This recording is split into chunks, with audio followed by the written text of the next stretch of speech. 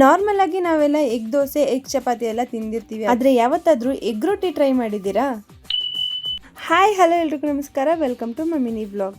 ಮೊನ್ನೆ ಎಲ್ಲ ಚೆನ್ನಾಗಿ ಟ್ರಾವೆಲ್ ಮಾಡಿದ್ದಕ್ಕೆ ತುಂಬ ಸುಸ್ತಾಗಿ ಸ್ವಲ್ಪ ಲೇಟಾಗಿ ಎದ್ದಿದ್ದಾಯಿತು. ಇವತ್ತು ಎದ್ದವರೆ ಇಬ್ಬರು ಕೂಡ ಕಾಫಿ ಹಾಲು ಅಂತ ಕುಡ್ಕೊಂಡು ಹಾಗೆ ಬೆಳಗ್ಗೆನೇ ಟೈಮ್ ಆಗಿತ್ತು ಅಂತ ಅವರು ಹೊರಟು ನಿಂತಿದ್ರು. ಸೊ ಹಾಗಾಗಿ ಬೇಗ ಆಗುತ್ತೆ ಅಂತ ಅಕ್ಕಿ ರೊಟ್ಟಿ ಮಾಡಿಕೊಂಡು ಅವ್ರಿಗೂ ಹಾಕ್ಕೊಟ್ಟೆ.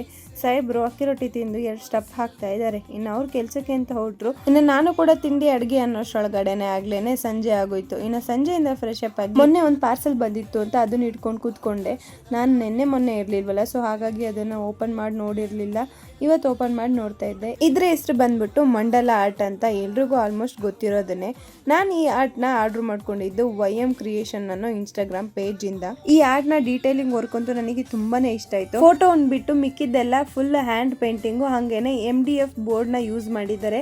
ವಾರ್ನಿಶ್ ಕೋಟ್ ಹಾಕಿರೋದ್ರಿಂದ ಕಲರ್ ಸ್ವಲ್ಪನೂ ಹಾಳಾಗೋದಿಲ್ಲ. ಹಾಗೇನೆ ಕಲರ್ ಮತ್ತೆ ಡಿಸೈನ್ ನ ಕಸ್ಟಮೈಸ್ ಕೂಡ ಮಾಡ್ಕೊಡ್ತಾರೆ. ಜೊತೆಗೆ ನಿಮ್ಮ ಮನೆಗಳಲ್ಲಿ ಯಾವುದೇ ಫಂಕ್ಷನ್ ಇದ್ರೂ ಕೂಡ ಇವ್ರ ಹತ್ರ ನಿಮ್ಗೆ ರಿಟರ್ನ್ ಗಿಫ್ಟ್ ಗಳು ಕೂಡ ಸಿಗುತ್ತೆ. ನನಗೂ ಕೂಡ ಪೂಜಾಮಣಿ ಹಾಗೇನೆ ಪುಟ್ಟ ಕೃಷ್ಣನ ಕಳ್ಸಿಕೊಟ್ಟಿದ್ರು. ನಿಮ್ಗೂ ಕೂಡ ಈ ತರ ಆರ್ಟ್ ಬೇಕು ಅಂದ್ರೆ ಸ್ಕ್ರೀನ್ ಮೇಲೆ ಬರ್ತಾರೋ ನಂಬರ್ಗೆ ಕಾಂಟ್ಯಾಕ್ಟ್ ಮಾಡಿ ಹೆಚ್ಚಿನ ಡೀಟೇಲ್ಸ್ ನ ತಿಳ್ಕೊಳ್ಳಿ. ಇನ್ನು ನೈಟ್ ಸ್ವಲ್ಪ ಟೌನ್ ಒಳಗಡೆ ಕೆಲಸ ಇತ್ತು, ಹಾಗೇನೆ ಎಲ್ಲೋ ಜೋರ್ ಸೌಂಡ್ ಬರ್ತಾ ಇತ್ತು, ನೋಡೋಣ ಅಂತ ಹೋದ್ವಿ.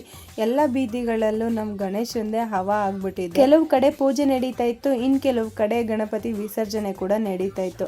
ಅದನ್ನ ನೋಡ್ಕೊಂಡು ಒಂದು ಗೋಲ್ಡ್ ಶಾಪಿಗೆ ಹೋದ್ವಿ. ರೇಟ್ ಎಷ್ಟಿದೆ ಅಂತ ಕೇಳೋಣ ಅಂತ ರೇಟ್ ಕೇಳಿ ತಲೆ ಒಂದು ಸೆಕೆಂಡ್ ಗಿರ್ ಅನಿಸ್ಕೊಂಡು ಮನೆ ಕಡೆ ಹೋಗೋಣ ಅಂತ ಹೊರಟ್ವಿ. ಇನ್ನ ಬೆಳಗ್ಗೆ ಕಲಸಿದ ಹಿಟ್ಟಿನ್ನು ಇತ್ತು ಅಂತ ಬಿಸಿ ಬಿಸಿಯಾಗಿ ರೊಟ್ಟಿ ಹಾಕೊಳ್ಳೋಣ ಅಂತ ತಟ್ಕೋತಾ ಇದ್ದೆ. ಗ್ಯಾಪಲ್ಲಿ ಒಂದು ಐಡಿಯಾ ಬಂತು. ಸ್ವಲ್ಪ ಮೊಟ್ಟೆ ಇತ್ತು. ನಾನು ಕಾಮನ್ ಆಗಿ ಎಗ್ ದೋಸೆನ ಟ್ರೈ ಮಾಡಿದ್ದೆ, ಹಾಗೇನೆ ಕೆಲವು ಕಡೆ ಎಗ್ ಚಪಾತಿ ಟ್ರೈ ಮಾಡಿರೋದು ನೋಡಿದ್ದೆ.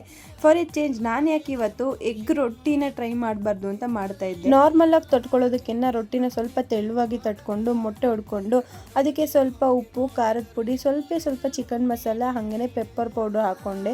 ಜೊತೆಗೆ ಸ್ವಲ್ಪ ಕಸ್ತೂರಿ ಮೇಥಿ ಇತ್ತು ಅಂತ ಅದನ್ನು ಆ್ಯಡ್ ಮಾಡ್ಕೊಂಡೆ. ಬೇಡ ಅಂದರೆ ಸ್ಕಿಪ್ ಕೂಡ ಮಾಡ್ಕೋಬೋದು. ಸ್ವಲ್ಪ ಲೋ ಫ್ಲೇಮಲ್ಲೇ ಬೇಯಿಸ್ಕೊಂಡೆ ಒಂದು 5 ನಿಮಿಷ. ಅದಾದ್ಮೇಲೆ ಒಂದು 2 ನಿಮಿಷ ಹೈ ಫ್ಲೇಮಲ್ಲಿ ಬೇಯಿಸ್ಕೊಂಡು ಫ್ಲಿಪ್ ಮಾಡ್ಕೊಂಡ್ರೆ ಎಗ್ ರೊಟ್ಟಿ ರೆಡಿಯಾಗಿ ಹೋಯ್ತು.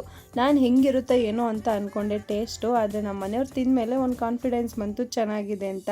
ನೋಡ್ತಾ ತಟ್ಟಲ್ಲಿದ್ದಿದ್ದು ರೊಟ್ಟಿ ಕೂಡ ಖಾಲಿ ಆಯಿತು. ನಾನು ಯಾವುದಕ್ಕೂ ಸೇಫರ್ ಸೈಡ್ ಇರಲಿ ಅಂತ ಬರೀ ಒಂದೇ ಒಂದು ಮಾಡ್ಕೊಂಡಿದ್ದೆ. ಅವ್ರು ತಿಂದಿದ್ದ ಜೋಶಲ್ಲಿ ಇನ್ನೊಂದು ಕೂಡ ಮಾಡ್ಕೊಂಡೆ. ಈ ವ್ಲಾಗ್ ಇಷ್ಟ ಆದರೆ ಲೈಕ್ ಮಾಡಿ, ನನ್ನ ಪೇಜ್ನ ಫಾಲೋ ಮಾಡ್ಕೊಳ್ಳೋದು ಮರಿಬೇಡಿ.